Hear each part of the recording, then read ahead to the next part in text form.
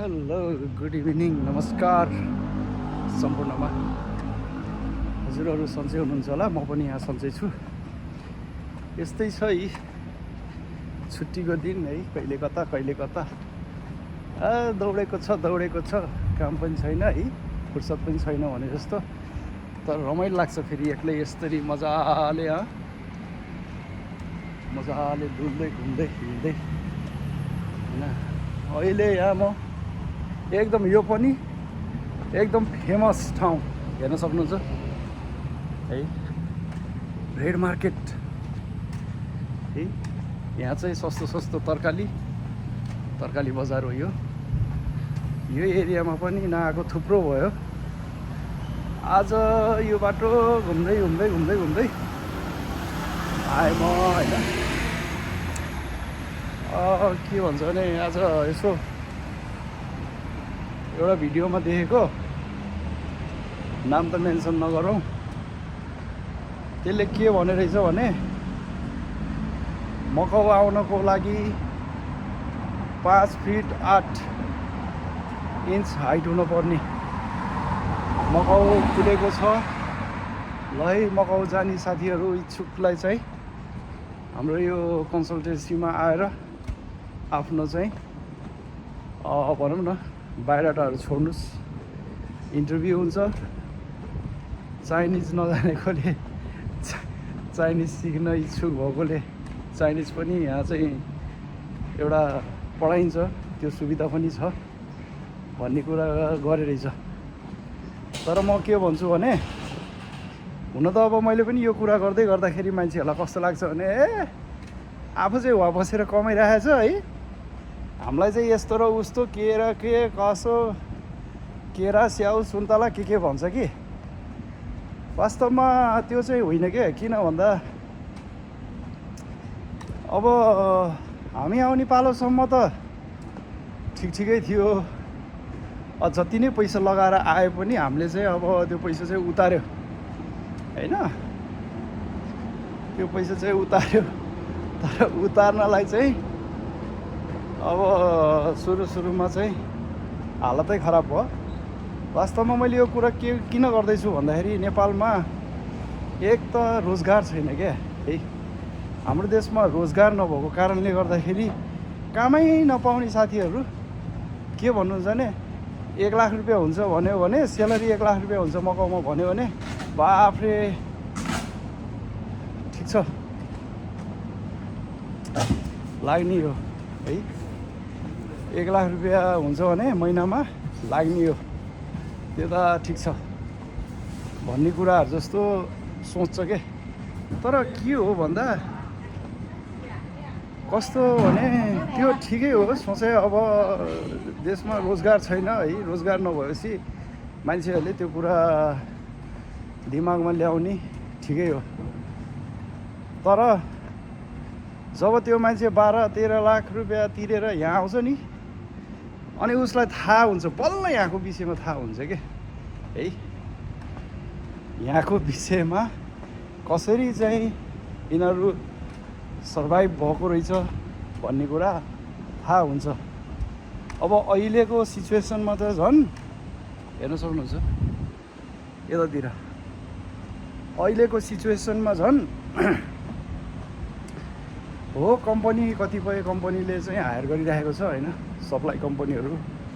डाइरेक्टमा त छैन, मैले त्यस्तो सुनेको छैन। अब यहाँको ठुल्ठुलो कम्पनीहरूले चाहिँ कतै अब कोटा पठाउने भनेको केही मात्रामा मात्र, त्यही के अरे उसमा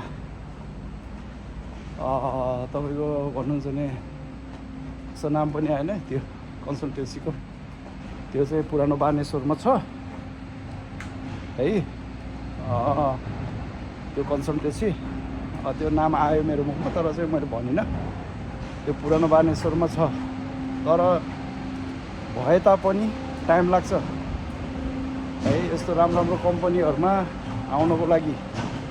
अब सप्लाई कम्पनी हो भने अब दले भाइहरू बाटोमै च्याउसरी छ, च्याउसरी पुरै उम्रिरहेको छ।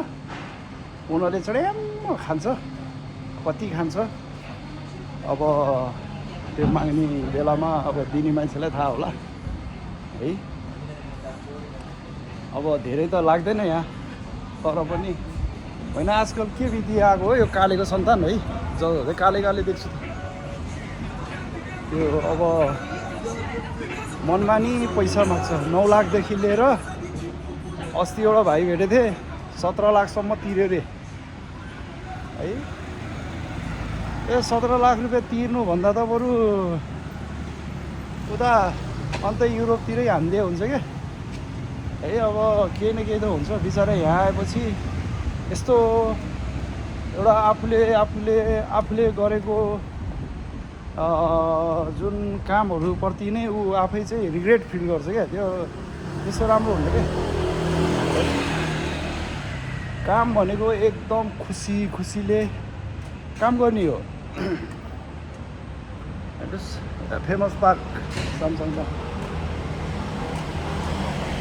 है, एकदम खुसी भएर काम गर्ने हो क्या। यो काम गर्नेहरूले नेपालबाट त आयो, तर चाहिँ यहाँ आएपछि एक किसिमको चाहिँ रिग्रेट फिल नहोस् के है। यहाँ आउने बित्तिकै त्यो आएको चाहिँ 2 दिनमै त्यसले थाहा पाउँछ, किनकि यहाँनिर मान्छेहरूसित पुरानो मान्छेसित भेट हुन्छ। अब घरमा कोठामा मिलेर बस्नु पर्यो होइन।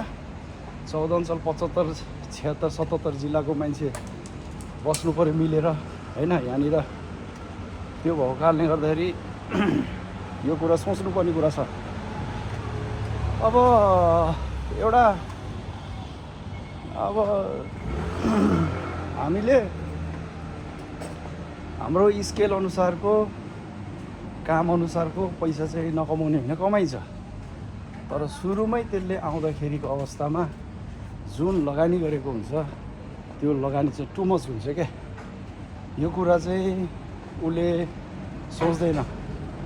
उसले एउटै कुरा सोचेको हुन्छ, मगाएपछि 1 लाख रुपियाँ छापिन्छ, 5 वर्षमा 1 करोड 12 पंचे 60 लाख रुपियाँ है। यस्तो कुरा सोच्छ। यो कुरा गलत हो होइन। त्यस कारणले गर्दाखेरि अलिकति सोच विचार गरेर आउने प्रयास गर्नु होला यो ठाउँमा होइन। कम्पनी कस्तो छ यहाँनिर। अब सप्लाई कम्पनीहरू च्याउसरी छ, च्याउसरी हो यहाँ। तर अहिले त्यस्तो काम खासै पाउनलाई अलि गाह्रै छ है। मैले चाहिँ यो कुराको जानकारी चाहिँ गराइदिएँ। अब त्यो कुन म्यान पावरले यस्तो कुन मान्छेले भन्ने कुरा यो चाहिँ म भन्दिनँ। कुनै बेला अब भवे तपाईँ परेछ भनेदेखि भन्ने कुरा छुट्टै कुरा हो। तर यहाँको च्याउसरीको यो सप्लाई कम्पनीहरूमा मान्छेहरू आएर दुःख पाउने होइन। अब आएको पैसा त त्यसले जेन तेन अब 2 वर्षमा उठाउँछ। त्यो चाहिँ त्यसलाई चाहिँ घोडा कुदा जस्तो कुदाएर हुन्छ कि गधा बना जस्तो गरेर हुन्छ। त्यो पैसा उठाउने त्यो माध्यम त्यो बाटो चाहिँ गराइदिन्छ है, उठाउँछ पैसा। अब हामी नै भनौँ न, यहाँ हेर्नुहोस् यत्रो भयो अझै पनि अब त्यो घोडा जस्तै गरेर अब कुद्नु परेको छ, जानु परेको छ, गर्नु परेछ। गर्न पनि आएको हो, तर गर्न आएको भनेर पनि त अब होइन। अब हप्तामा एकचोटि छुट्टी हुने त्यो कुराहरू पनि अब आउँछ। कुराहरू अनेक कुराहरू छ नि त। त्यस्तै कुराहरू बुझेर कस्तो छ कम्पनी यताउति भनेर राम्रोसित एप्लाई गरेर आउँदा राम्रो हुन्छ है। नत्र भनेदेखि त्यत्रो अब 9 देखि 12-15 लाख रुपियाँ बुझाएर आउँदाखेरि आफूलाई नै यहाँ आएर तेरिका बेकार यहाँ आएछु भन्ने जस्तो कहिले पनि नहोस् होइन। पैसा छ, पैसा नभएको होइन।